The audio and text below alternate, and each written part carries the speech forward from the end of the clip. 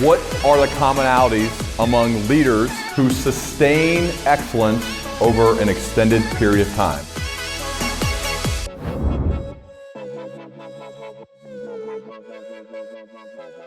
How long you been doing this? 6 years, All right. 400 episodes. And where are you physically? I'm in Dayton, Ohio. Are you in DC? I am. So what were you doing before 6 years ago?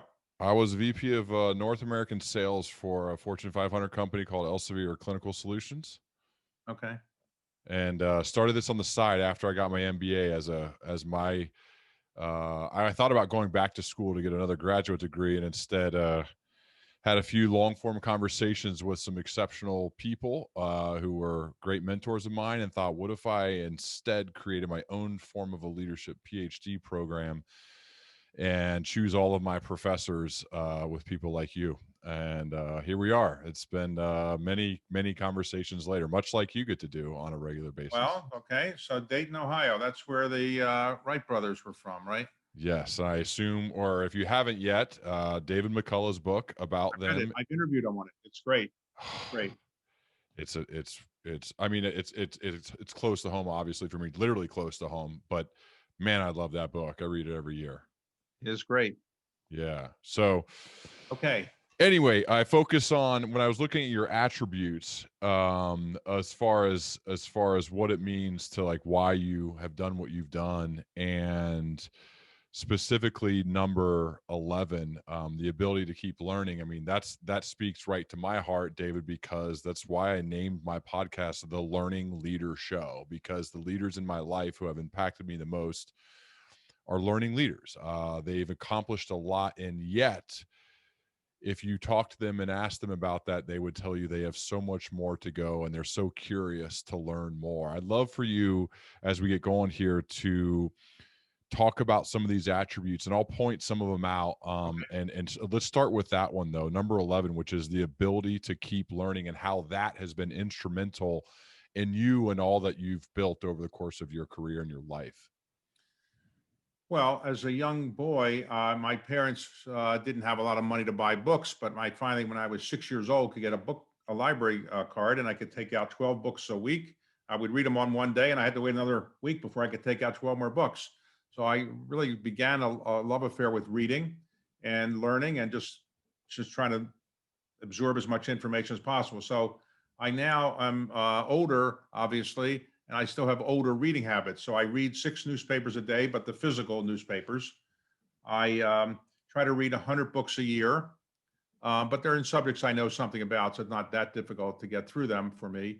And I, obsessed with just learning as much as I can. Lots of magazines and journals and so forth. And I'd like to remind people, when I give commencement addresses, I like to remind people a commencement means beginning, doesn't mean end. And so this is the beginning of your learning experience, not the end of it. Sadly, and it's hard to believe, 30% of Americans who graduate from college never read another book in their life. And 50% of Americans have not been in a bookstore or bought a book in the last 5 years, 50%. So I tell people, keep learning. And, I'm trying to keep my brain active, because if you don't keep your brain active, it will atrophy. It's a muscle. And it's the greatest muscle ever invented by anybody, because it's the only thing that ever that really separates us from all the other species on the face of the earth. When humans first showed up 400,000 years ago, I don't think the gorillas and the elephants looked at us and said, "Oh, these people are going to conquer the earth." But we did, because the brain enables us to learn, and you have to use it though. It's like any muscle, and if you don't use it, you lose it.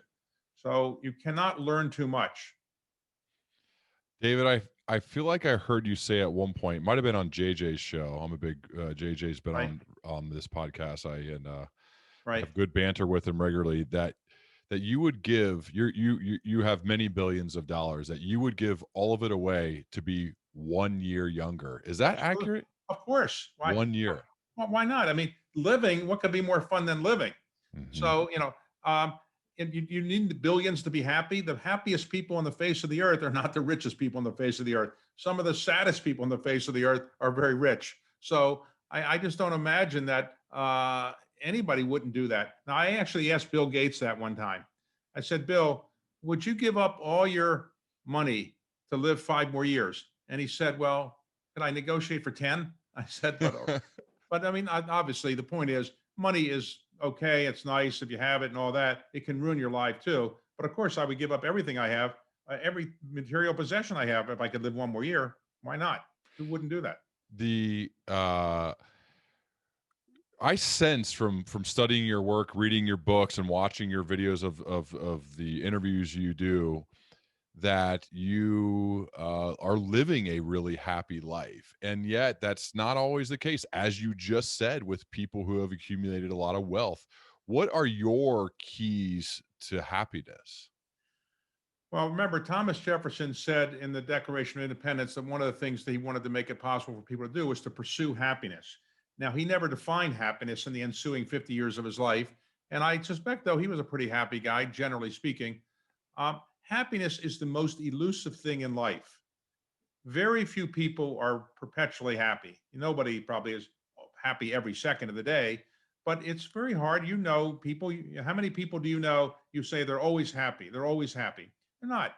And happiness is elusive. You can have all kinds of mental, physical, family, economic challenges, and it makes people realize that life is tough. So I am pretty happy, but remember, I'm now at the stage in life where I don't have to worry about money.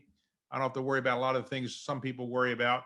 And I now know that I have a finite period of time before my brain or my body gives out. And I'm just trying to race through life and get things done. And amazingly, to my astonishment, the things I think about, people are more interested in hearing than they should be, maybe. So when I was my 20s or 30s, nobody wanted to hear from me. Now I'm 71. People want to hear from me, so I'm happy people are listening to me. I wish my children would listen to me, but oh no, they do, and I am pretty happy. I've gathered from the people that I come across that seem to be the happiest, right? Nobody's happy constantly, is that they have worked at and done a really good job of building meaningful relationships. And I sense that you've done that. Can you share more about your philosophy on building trusting, meaningful, great relationships with other people? Well, nobody, if I gave you $1 billion, $10 billion, and it said go live in this island for 10 years all by yourself, you got the $10 billion. I'll give you a lot of cars and other things. When you're by yourself, how happy are you going to be? You're not. Humans are people that have happiness comes about from relationships.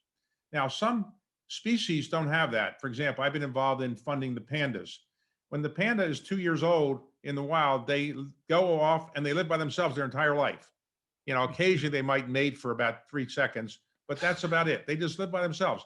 And there are some other animals like that who live by themselves. Elephants or lions and tigers, they kind of live in packs, but pandas don't. Humans are people that are species that live together, and relationships are the things that make them the happiest. If you ask people what is the happiest thing about their life, they will not say, I won an award. I won the Nobel Prize. They won't say I made $10 billion. They'll say my children are successful. My parents, I made them proud. I have a spouse that I'm in love with, or partner I'm in love with. That's what people will say makes them the happiest. And the more relationships you can have that are productive, you can be happier. So, and as you've seen the kind of things I've now been doing with my career lately, I have lots of relationships from all these organizations I've been involved with.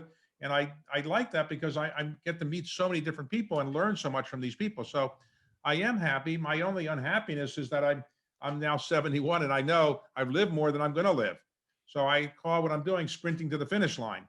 I'm racing to get stuff done before something bad happens. I want to go back to your childhood. And you said there was no leader in your boyhood rivaled the leadership that you saw and looked up to as John F. Kennedy, and how he showed leadership in 1962, the Cuban Missile Crisis that kept us, the United States, and the Soviet Union from nuclear war. Can you take us back to that time? I believe you were in ninth grade. Yes. And how that exemplified leadership and how you looked up to that and what it made you want to become. At the time, of course, my teacher said, I'm not going to give you any homework tonight because we're not going to be here tomorrow. Not very encouraging, but that is wild. That. So, and what were you and your friends saying as freshmen in high school? Of course, we were saying, "Hey, great, no homework," but it's kind of scary. And you don't remember this, but in those days, you went through air raid drills. They went through air raid drills not because we're afraid that somebody's going to bomb us with regular conventional weapons. They were going to have nuclear weapons going off, and we were going to hide under the desk as if radiation didn't exist. I mean, crazy. Anyway, John Kennedy was informed that the Soviets had put strategic nuclear missiles in Cuba, and the Soviets initially denied it. And it was a crisis because if the Soviets didn't back down, what were we going to do? The military in the United States wanted to bomb the Cubans, but inevitably some of the missiles might have gone off against us. And there was a thought that maybe 100 million Americans would die. So we've never had anything quite like. And Kennedy came up with a brilliant strategy, which is now the stuff of legend about how he came up with a tactic that worked. And people remember it. To point out what it is, he got a letter from Khrushchev saying that we want you to, we're not going to remove everything unless you remove your missiles from Turkey. And then he got another one from Khrushchev saying that we're not going to remove everything at all. We're just not going to do it. And he decided to ignore the second kind of a telegram and just pretend he hadn't gotten it. And he just followed the first one and basically pretended the second one hadn't occurred. And he said, okay, we will not bomb you. We will not bomb the Cubans, and we will remove our missiles from Turkey, which we did. But that was an amazing thing when you think about it. We told the Soviets we will remove our missiles from Turkey, but don't tell anybody. I mean, we're relying on the Soviets not to tell anybody that we had made this secret agreement, but that's what happened actually. But in the end, he was the greatest accomplishment of post-World War II diplomacy, because we avoided a nuclear confrontation, the closest we ever came to one. And did that get the wheels turning in your head that someday you wanted to be in politics or be a lawyer or well, lead? Yes, I was from not a wealthy family. I was Jewish. Kenny was Catholic. That wasn't that much more popular, probably in some respects. But he had wealth. He had good looks. He had a great family and all that. So I didn't think I could get to be a presidential candidate, but I thought I could be an advisor. And so I was interested in politics and government and had no interest, zero, in money. In those days, there were no things as hedge funds, private equity funds, tech startups. People just didn't start out and make lots of money. You work in a family business, or you went to work in a big company like Procter & Gamble. That's what business meant. There were no abilities to go out and be an entrepreneur and get very wealthy. So nobody aspired to that, and I didn't. I just thought if I could work in government, that's good enough. And that's what you eventually did. I did. Went to work in the White House for Jimmy Carter, 4 years, never took a day off. It was great. But unfortunately, we got inflation to 19%. We had hostages in Iran, and we didn't get reelected. And so I'd love to talk about inflection points and big moments along your career, David, because if you look back and study right, the decisions we make, because that's one of the questions people get when they're interviewing for a job is like, why did you leave that company, or why would you want to come to this company? And you made some interesting choices along the way as far as where you went to work and why you chose to leave places and start something your own. Can you walk me through? I don't normally do this, but for you it's different. I feel like, can you walk me through that life from politics to losing when you're in the White House to then what you did next, the next couple of things? Well, when you work in the White House, in the West Wing, and you're 27 years old and you're advising the President of the United States, it will go to your head. Because the idea that, the President of the United States is listening to you, you're 3 years out of law school, and you didn't even know the President before you got to the White House, it's pretty heady stuff. So I began to believe all the people that came to me and said, you're a brilliant young man. If you ever want a job, call me up. And of course, I said, when Carter's reelected, I'm going to be a senior advisor in the second term, so I don't want a job. But then when we lost, I had to go call these people, and they said, they don't want a Carter White House aide, and I wasn't as smart as they pretended I was, and whatever the case.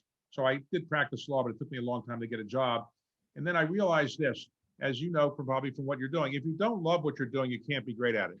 Nobody ever won a Nobel Prize hating what they do. You have to love it. And I didn't love the practice of law, and it clearly didn't love me. I wasn't that good at it. So I ultimately decided that what I would do is go into something that would be different. I didn't know anything about business, but I figured I would try to start the first buyout firm in Washington, D.C., and it took off. You're just acting like you just went and started a little old business.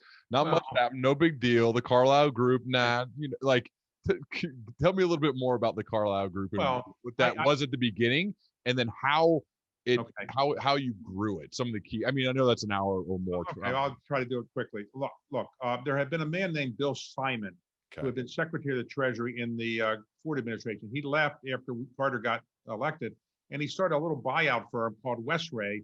And he basically did a company, bought a company called Gibson Greeting Cards, for which he put in about less than $1 million, and he made $66 million in about 18 months. And I read about that, and I said, wow, I'd like to figure out how to do that. And so I tried to figure out how I could get a buyout firm put together, and I couldn't convince anybody in Washington to do it because I didn't have any experience. I didn't have any money, no experience, no talent in that area. But I eventually convinced some people, I'm not sure how, to join the firm that we were going to get together. I then took about 6 months to raise $5 million to kind of keep it going. And then the reason it took off and became one of the biggest in the world is two things. One, I hired very good people who actually knew how to invest, and they had a pretty good track record. And secondly, I came up with an idea that won't seem like it deserves a Nobel Prize, but this was the idea. Private equity firms were tiny little mom and pop shops, 10 people, 15 people. They weren't doing that many things. They're doing one or two buyouts a year, maybe. I decided I would build a fidelity of private equity, which is to say, have a buyout firm, a real estate firm, a growth capital firm, a fund, and a venture fund. And in one organization, have all kinds of private equity and then make it global. And so we would be a one-stop shop for people that wanted to invest in private equity. You know, that depends on getting investors to come in, give you a chance, having a good track record. But I spent about 30 years of my life running around the world, raising the money for this and recruiting people in the firm. So I'm at loss now. I'm sitting in my home all day for the last 9 months. I'm used to traveling all over the world. Now I don't do anything but Zoom calls, but it's okay. How did you raise the first 5 million? I had a guy who had met me when I was in the White House. A guy who was a T. Rowe Price, is a very good friend of mine, and he said he could introduce me to some investors. So we got 4 investors, put up $1.25 million apiece, and it was supposed to last us for a couple of years. But we have to raise more money for each deal we might get. This was the kind of money to keep us going. Now that's seems insignificant today, $5 million, but that's all we could raise. And then we raised some money deal by deal, and then ultimately we raised a fund of 100 million, and then later a fund of $1 billion. Then we started getting much bigger. So one of the things, the keys you said was that you, right after the raise, you said is you hired great people. David, the reason why this is really important, obviously people are everything, but is that there's a lot of people listening who are in some sort of leadership role within a company, building teams, hiring, firing, training, developing. What did you find to be the keys to hiring great people? What did you look for? What are some of the questions you may have asked?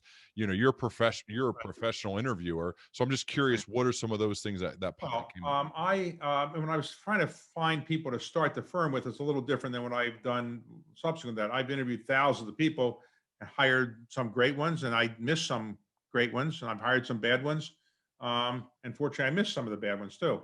I would say when I'm meeting with somebody, you have to convince them that they will have responsibility, that they will be able to make decisions to some extent on their own, that they will have a chance to improve their life, that they will learn a lot, that while money isn't the only way to measure success and produce happiness, they're likely to make more money doing this than they would in something else they're thinking about, that it will be an enjoyable experience, that it won't be an unenjoyable experience. And you have to, you know, what I like to do when I'm interviewing people is ask them some questions. So I learn about what their background is, what motivates them. And once you know what motivates somebody or what are their key interests in life, you can frame the questions you ask them or the statements you want to make about why they should join you more appropriately. It sounds like to me, though, what you just said is that you're selling them more than they're selling you. Does that mean there's Well, very often that's the case, because very often when I'm recruiting people, yeah, I am trying to sell them for sure, and I try to sell the initial partners. Yes, you have to sell them. I'm rarely are people trying to sell me, because by the time they get to see me, I pretty much know I something about them. I want to recruit them. Now, sometimes I'll interview the young people coming in our firm, and they're trying to sell me a little bit because they want a job. But I'm pretty used to that by now. I was going to say there must be a process in place prior to getting to you. Right. If when they get to Right. you, it seems like it's flipped. Yes, as a courtesy to the young people, they'll trot me out as a senior guy, a founder, and I'll interview the younger people. But typically for the last 10 years, I was going out and recruiting senior people. I remember I went and recruited Jim Baker. I recruited George Herbert Walker Bush, John Major, Lou Gerstner, very famous people. In that case, I had to sell. George Herbert Walker Bush wasn't selling me on what he could do for me. Jim Baker wasn't selling me. I had to sell them. And so the selling process is one that you have to learn how to do and do it in an appropriate way, and you can be successful at it. What are some of the must-have qualities to work at the Carlyle Group? Well, I think number one, be reasonably intelligent. We don't have to be a genius. There are not a lot of geniuses I've hired over the years, and the ones I've hired are not really that great. So being reasonably intelligent, hardworking, know how to get along with people, know how to share the credit, know how to learn continuously how to improve themselves, learn how to speak publicly in a way that can be presentable, learn how to read a lot of materials, learn how to write in an intelligent way, be somebody that has an interest in helping other people, so has some outside interests that are philanthropic, is honest, integrity is very important, and somebody that you trust, so that when there's a crisis, you will trust them, you can rely on them, they're not going to melt in a crisis. One of the attributes you've written about in the introduction of your book is about failure, and it's number 6. Right. I would love for you, because now quite frankly, David, it's hard for people to relate to you at this point, right? We have this billionaire who has done so much, owns copies of the Magna Carta, Declaration of Independence, all this incredible work. Can you point to a time or two when you failed miserably, and how you were, and then what precisely you did following that moment or those moments? Well, how many days do you have? Because I have so many failures. Okay, pick one or two. Got cut from I tried to be play baseball in high school. I got cut from the team. But in the adult life, well, for sure, I've never been fired from a job, but I clearly, when we lost the election in 1980, I had to go out and find a job, and it was for 6 months. I couldn't find a job. Nobody wanted to hire me. So, it's hard. I tell my mother that I had so many offers, I didn't know which one to take, but I didn't have any offers. So that was a failure. And at Carlyle, when we started, we had some investments that didn't work out, and I wasn't sure the firm could survive because we'd used up a lot of our money on deals that weren't looking like they were going to be very successful. So, we've had failures, and obviously I've turned down some deals that I should not have turned down. My son-in-law was working in Moderna, and I turned down that early on. I turned down Facebook at the beginning, essentially turned down Amazon. So, I made a lot of mistakes, turned down Netscape. But, I'd say, personal failures, the biggest personal failure is I suspect that I probably am not the person I would like to be. I wish I was more articulate. I wish I was funnier. I wish I was better looking. I wish I was a better athlete. All those things that everybody wants to be better than they are at something. But on the whole, I'm reasonably happy with where I am because I recognize my limitations. As you go forward in life, life is about realizing your limitations. When you're 7 years old, you think you might be a professional baseball player. As you get older, you realize you're probably not going to do that. Or when you're in the investment world, you think you might be Warren Buffett, you realize eventually you have limitations. So life is about adjusting to your limitations and trying to do something that's realistic. Where does the entrepreneurial spirit come from? I mean, you could have gotten another job. I mean, you could have grinded out and found another job. Instead, you decided to start your own company of something that had not really been done before. I mean, you've seen an example or two, but this was unique and different. So where does that come from? Well, generally, you want to prove an idea. If you look at, I wouldn't compare myself to them, but Steve Jobs, Bill Gates, Mark Zuckerberg, they wanted to prove their idea, and they didn't really care about money so much. And I wanted to prove that a buyout firm could work in Washington. It wasn't necessary to be a Wall Street person.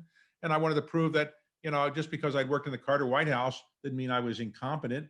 And just because I wasn't a good lawyer didn't mean I wasn't worthwhile in some other endeavor. So I wanted to prove myself and also prove that I could do something from scratch. Now, of course, my parents were not college or high school educated. So when I told them I was going to leave the practice of law and start a business, I think my mother was going to have a heart attack because she said, David, you go bankrupt. You don't know anything about business. And I didn't want to tell her, well, you're right. And I just thought, no, it's okay. I've got people that know what they're doing. I But I was inspired by something. I hate to interrupt you, but yeah, go. I also read that an entrepreneur will start his or her first company between the ages of 28 and 37. And if you don't do something entrepreneurial by 37, your chance of doing it is not unlike a woman's biological time clock. It just goes down and down and down. So I read that when I was 37. And so I was talking about starting Carlyle, but I realized I better get it done because the odds are if I don't do it by 37, I'll have kids and mortgages and I won't have the interest in doing this. You mentioned the hard work, long hours, and I think people talk about this life balance, and others say, "Oh, there's no such thing." And a recent guest of mine, Scott Galloway, also talked about this grit, this willingness for the leader to essentially, like, he talked about pulling all-nighters when he was running businesses, and the willingness to work extremely hard and certainly not ask anyone to do anything that he wasn't willing to do. And I found it's that's not really balance. I'm curious your thoughts as you're building Carlyle Group on balance or lack thereof and working long hours. Maybe to mask the fact that I wasn't really good at socializing. I wasn't a drinker. I wasn't a bon vivant. I worked hard, maybe because I wasn't sure I was that smart. So I had to work hard to do reasonably well. And so I got in the habit of working long hours, and people would call me a workaholic and so forth. Maybe it's because I didn't have the social skills that would lend itself to doing anything else. But there's no doubt that you can't get anywhere great in life 9 to 5, 5 days a week. It just doesn't happen. You want to be Yo-Yo Ma, you want to be Renee Fleming, you want to be, Tom Brady, whatever you want to be. That's great. You've got to put in the hours. Now, it doesn't mean that you have to do that your entire life, but to perfect your skills, it takes a lot of time. Malcolm Gladwell has written a famous book that says, in essence, that to perfect a skill and be really good at it, you probably have to put in 10,000 hours. And maybe he's right. Maybe it's something close to that. But you have to work. You have to work pretty hard for a while. And in terms of work-life balance, that is something that people, when they're building a company, they don't focus on that much. Bill Gates used to say when he was building Microsoft, he never took off any time. He didn't have any interest in doing anything else. And when you're building something, you don't take time off that much. Now, clearly, you don't want to do that your entire life. I do think a work-life balance is good. And everybody, even when you're working a company, you're building at the beginning, you should have some outside interest, some outside activity, something other than just work. But there's no doubt that working really hard will be more productive than not working hard. As a general rule of thumb, people who are smart, reasonably smart, and work hard will do better things in life than people that aren't smart and aren't working hard. As a general rule of thumb, that's probably obvious. What was it that fascinates you, or when you were younger, and certainly even to this day, because you're sprinting right now, as you've said, what is it that fascinates you most about leadership? Well, it's fascinating. When I was younger, I wasn't much of a leader. So I'm looking at people who became Rhodes Scholars, Supreme Court clerks, first in their class, all-American athletes. What produced that? How did they have that skill set and I didn't? So I guess it was, leadership envy I might have had because I wasn't a great leader. I was a, third tier type of leader, not a great leader. And so I always wondered, how do I get to be like these other people? And as I put in my book, it is a phenomenon that I've observed that some people who are the superstars when they're young turn out not to be the superstars later on in life. The people running the world are not the superstars when they were kids, except for Bill Clinton. Of the last 20 presidents of the United States, none of them were superstars when they were students. Maybe only Bill Clinton when he was pretty good as a student leader. So think back to your high school class. I don't know who was first in your class. I don't know who was president of student government, and I don't know who was the captain of the football team, but probably they're not as famous as you are right now, right? I happen to be the captain of the football team. Oh, you were. Okay. I wasn't the other two, not even close though, but yes. All right. So generally, I go But think I back. would say that was a formative time in my life because I was introduced to two of the greatest coaches and mentors of my life, still to this day, that taught me resilience and hard work and effort and preparation and the value of that. And that led somebody who probably was not quite good enough to play in college to earn a college scholarship and play. And I think that that's when I really learned about leadership and, like I said, preparation and Right. resilience and those things that are necessary in order to do the types of thing that you've done. Now, did you play in college? Yes. Where did you play? Ohio University, Okay. Magna, And yeah. what position were you? Quarterback. So were you like the star at Ohio University? Were you a I had an average career. I started for 2 years and got voted captain there, and it okay? went well. I played a little bit afterwards in the Arena Football League, which is Okay. fun, but certainly nowhere near good enough to play in the NFL. But a nice little career, and was able to get my college covered, and certainly learned a lot through the process of. Who was first in your class in high school? What happened to that person? I have no idea. I had a class of like 700, so I have no clue. My high school class was 1,500, big public high school, and there were some Wow. superstar people in that class. But in the end, very few of them actually made a big mark in the world. Maybe one or two. Yeah. So you just, you get lucky. It's a tortoise and the hare, and the people, who sometimes are the slower actually catch up and pass the hare, and that's what happened to me. I got lucky. You got lucky. Yeah. You Well, I got lucky, sure. How did you get lucky? Well, because I built the company with the help of others and it became successful. And then it gave me a lot of money to be able to give away and to get involved in other activities. And so I got very lucky.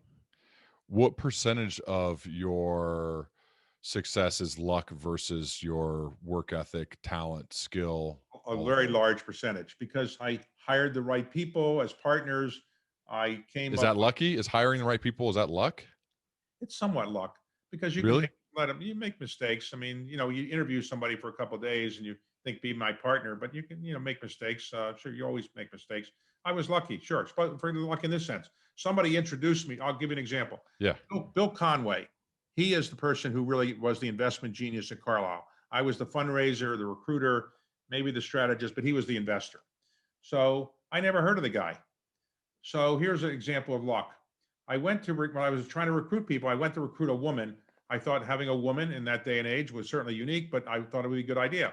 There was a woman named Gracia Martori, then the treasurer of Gannett, a big company in the Washington area. I went to see her and I said, why don't you be one of our founding partners? And she said, David, I don't really know you, but you have to recognize what you're doing is unrealistic. You're asking me to give up my job as the treasurer of Gannett. She later became the CEO, the treasurer of Gannett, to join a firm where you have no money, you have no people that have worked together, none of you have ever done a buyout. Why would I do that? And I said, well, take a chance. And she said, thank you, no. But as I was leaving, she said, oh, by the way, David, there's a guy who's the CFO of MCI, a telecommunications company in Washington. I heard he might be leaving. Give him a call.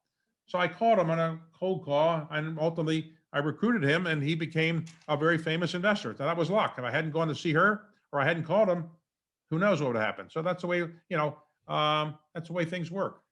It's like when you made the intentional choice to go recruit her, and then you Right. followed up, and then you trusted her and believed in what she said, and made the call. So it's a combination of your choices combined with luck, and you capitalizing on those opportunities.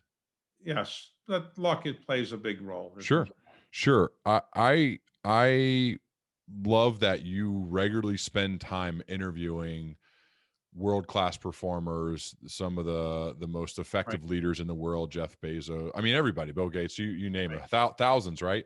right. I've watched a number of them before I even realized that. Like, I put it together once your team reached out, so I was like, this is really cool that it's the same guy that I've been watching.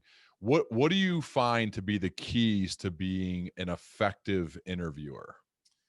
Well, Jim Baker said, and I quote him in my book, prior preparation prevents poor performance, so prepare. Larry King, when he was doing interviewing, he always famously said, I don't prepare, but that's not my style. And there's nothing wrong with his style, I guess.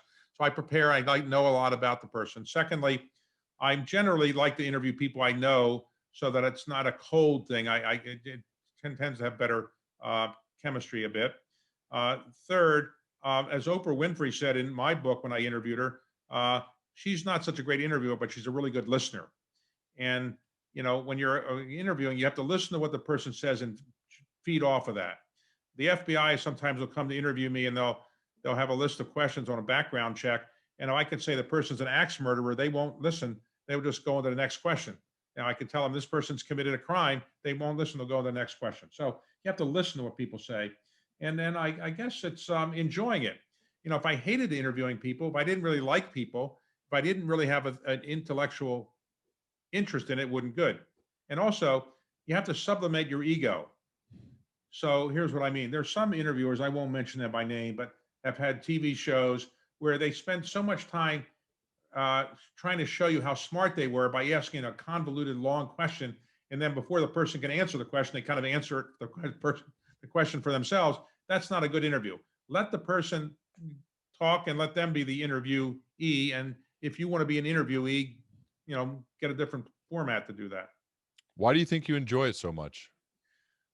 There's a Yiddish word called yenta, and yenta means you're always a busybody. You want to know everything. So I guess maybe my mother said I was a yenta. I wanted to know everything. So I guess I have an intellectual thirst for knowledge and knowing as much as I can. And I always like to see, how did this person get where he got or she got? What do they have? What are their secrets? What are their personalities? Just a very observant. So I enjoy it.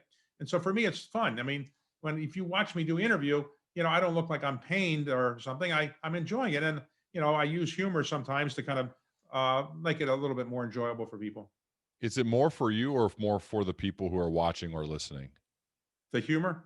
No, the overall process of you interviewing the people. Well, I obviously I enjoy it, so Yeah. I wouldn't do it if I didn't enjoy it, but I'm hoping that people will watch. So, for example, we have this podcast that we're on right now. Well, if nobody was listening, you wouldn't be that happy, right? You're doing it for the listeners. So, why are you doing it? Well, you want to show that you're good at this, because everybody wants to show they're good at something, and you're hoping to educate people, and you're hoping people will say, this guy is really talented. Even though he was a football quarterback, he's pretty smart, right? What do you mean, even though? Come on, man. No, I'm with you. I like trying to build skills in multiple life categories. I think it's a worthy pursuit, and it's hard. It's really hard. David, I have a couple more questions. One of them is, I have to wonder that given everything you've accomplished, that at times you're going to come across transactional people. People who want something from you, and you don't want transactional relationships. You want to build meaningful, real relationships. How do you manage that? The difference between those types. Look, I have some friends that I grew up with in Baltimore 60 years ago, and I still am in touch with them. We still get together. We socialize. They're not asking for anything from me because they've known me for all these time. It's a different kind of thing. But I have to be honest, today, most people that I have some relationship with want something. And very often it's a philanthropic contribution. I give away an enormous amount of money. And when you're giving away a lot of money, people say, well, this guy has a lot of money. He's going to give it away. Why don't I try to get some of it? So I'm often, I'm asking, I try to be polite with people who are my friends and I try to respond to letters and so forth. But, I recognize that people want something from me. But, if you don't accept that, you're going to have no friends, you'll have no contacts, and you'll become a recluse. Mm-hmm. So, very often the richest people in the world have become recluses. They got tired of people asking them for money. And then I asked Bill Gates, how do you deal with this? He says, well, I have other people. They say no, I don't have to do it. But I do it myself. So I say yes or no. I don't have a staff that does the philanthropic stuff. I just do it all myself. And, you upset some people. I try to be polite and say, this isn't for me. And I've been amazed how many people are happy to get a letter that's thoughtful, saying no, as opposed to not responding at all. So people at least appreciate somebody listened to what they were talking about. You have copies of the Magna Carta, Declaration of Independence, the Constitution, the Bill of Rights, the Emancipation Proclamation, many others. Right. What is it about all of these historic documents that you wanted to have copies of? And I assume paid a significant sum of money to get them. I stumbled into it. It was by serendipity. Somebody invited me to see the Magna Carta, and then it turned out it was for sale the next night in an auction. So I decided I would buy it because I heard it was going to leave the United States to a foreign buyer, and I knew enough to know that it was the inspiration for the Declaration of Independence. It was the only one that was in private hands, the only one that would ever be in the United States. So I started buying these documents, and I started fixing up monuments like the Washington Monument and so forth as a way of reminding people of our history and our heritage. Mm-hmm. We know very little about it. Right now, 2/3 of Americans cannot even name the 3 branches of government. The average American cannot pass the basic citizenship test that is given to somebody trying to become a citizen in this country. And that's because we don't teach history and civics very much anymore. And the result is we have an uninformed democracy. The theory of representative democracy is you have informed citizens. If you have uninformed citizens, you'll have a less good government. So in the theory that it's better to let people be inspired by the Magna Carta, to let them see it in person, as opposed to just on a computer slide, that might lead them to learning more, being a better informed citizen, and maybe our democracy will be better. So that's the convoluted reasoning. I'm trying to educate people, make them more informed citizens. Like my first book was about interviewing great historians in front of members of Congress. Now, why did I do that? I did it every month. I did it for 5 years. I'm do it again as soon as Congress reopens, to educate members of Congress about American history. They are the ones making the decisions about our laws, and I think they should know as much about American history as anybody.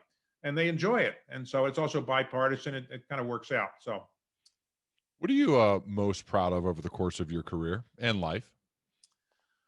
well, other than the fact that you'd be willing to talk to me, I guess I would say the thing that gave me the greatest pleasure would simply be that my mother lived to see and my father lived to see what I did. So I'm the only child, and they didn't know what I was going to turn out to be, and they would have been happy with whatever I did. But my mother was very proud of what I did, but actually not so much making a lot of business. The only business thing she cared about was when we bought Dunkin' Donuts, I gave her cards so she could get free coffee, and she would go into Dunkin' Donuts and say, "My son owns Dunkin' Donuts," and of course the person behind the counter would say, "Oh, sure, lady, just here's your coffee." So she never was that focused on my business career. But when I started giving away large sums of money, she would call me and say, "I'm proud of you doing this." And when she passed away a few years ago, I went through her scrapbooks, and the only scrapbooks she had about things that I'd done were the money I'd given away. So I made my parents proud, and that was probably the thing that makes me the most proud. How do you manage being a billionaire with kids and not having them be spoiled or selfish or any of the other bad things we Right. see happen of rich kids? How do you manage that? Well, you make a lot of speeches saying you're giving away all your money, and you encourage your children to read those speeches. You're the first guy of the Giving Pledge, correct? I Warren did. I was one of the first 40. We had 40 in the beginning. 40 Yes. of Warren Buffett, meaning Yes. which states that you're going to basically give all of your money away. Well, it says half your money. I'm giving it all away, but they say half is what you're supposed to do. Okay. And so what I've said to repeatedly, I'm giving it all away. But I gave my children a very good education. They all went to very good schools. They're all now in MBAs and all in private equity. So you could say either failed or I succeeded. I have no poets. I have no struggling artists.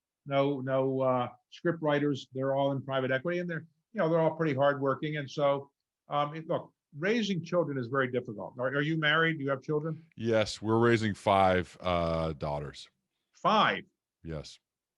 How old are you? 39. Wow, very very productive. You don't look 39. You don't have any gray hair. You have no gray hair. Okay. But probably soon. Who knows? 5 children. Okay. Well, look, Jackie Kennedy famously said, "If you mess up raising your children, nothing else in life matters." Agree. And she's right. Your greatest legacy is not going to be your show. It's going to be your children. For sure. And as you know, and you're a reasonably prominent guy, and you're going to be more prominent. The more prominent you are, the wealthier you are. It's harder and harder to raise children. Mhm. So the children of a lot of Hollywood stars or multi-billionaires, they're not that accomplished. It's very hard to give people an incentive when they know that their parents are wealthy. So I've tried to not spoil them. Obviously, I've given them a good education and so forth and paid for that. But I try to be a bit of a role model, and I work hard, and they kind of see that, and they can see I'm not frivolous and I'm not trying to flaunt my money. And I bought the Magna Carta, but it wasn't it's not in my house. It's in the National Archives. It's not something I'm flaunting. And so I don't run around telling people how great I am. And I try to, use some humility and try to get them to follow some of the things I've done, but they have their own, views on things. But it's hard, no doubt. And, I'm not perfect in doing it. But Yeah, I feel like they kids are so smart as far as what they watch, and so our job as parents is just to try to be a good model of what a good citizen, a good person, a good leader is.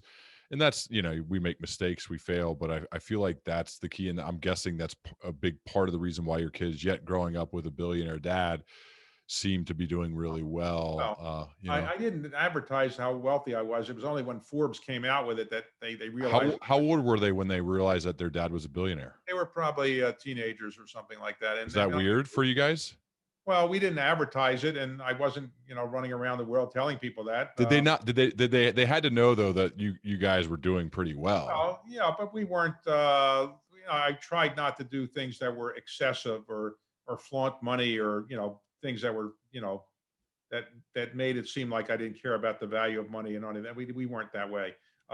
So, but anyway, obviously they had a better, more resources than I did when I was growing up. Sure. But look, I had my last child when I was in my early 40s, so you could go back for a boy, right?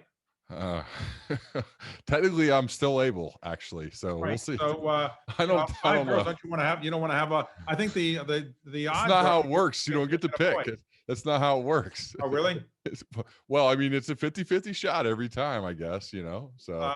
No, it's different, but not the. Wait, you're smarter than me. So what are the odds here? I don't know how this works. Well, to be serious about it, if you look at it's not just the odds, but if you look at people that have had 5 of Sure. one sex, it is better than 50-50 that you will have something of a different sex the next time. Yeah. I think the tough part is like I don't have to carry the baby, and that's a hard job. Yes, I agree that is. It's a really hard job. No, this is great. I guess just one more, David, is there's a young person who's probably finishing up with school, looking at what to do with their life, and one of their goals is to, since they're listening to a show like this, is to make a positive contribution and impact in the world. And they see that you've done this and you were a late bloomer, and so that gives Right. people hope. What are some general pieces of life advice you give to a person at that stage in their life? Right. Experiment, find things that you enjoy.